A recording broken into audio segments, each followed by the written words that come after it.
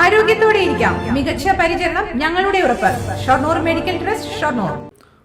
Shoranur railway സ്റ്റേഷനിൽ അപകടത്തിൽപ്പെടുന്നവരെയും രോഗികളെയും പുറത്തെത്തിക്കാൻ ചക്ര കസേരകളും സ്ട്രക്ചറുകളും അപര്യാപ്തം.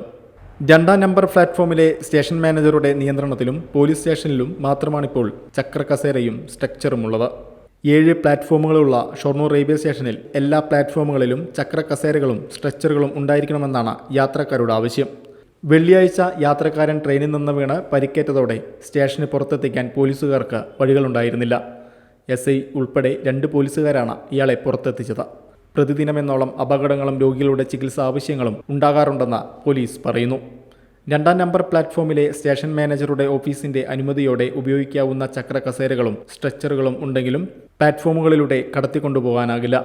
ലിഫ്റ്റിൽ 1-ാം നമ്പർ പ്ലാറ്റ്ഫോമിലെത്തിക്കുന്ന രോഗികളെ പിന്നീട് ചുമന്നു കൊണ്ടുപോവേണ്ട അവസ്ഥയാണ്. വർഷങ്ങളായി ഈ പ്രശ്നം റെയിൽവേ സ്റ്റേഷനിലുണ്ടെന്നാണ് പരാതി.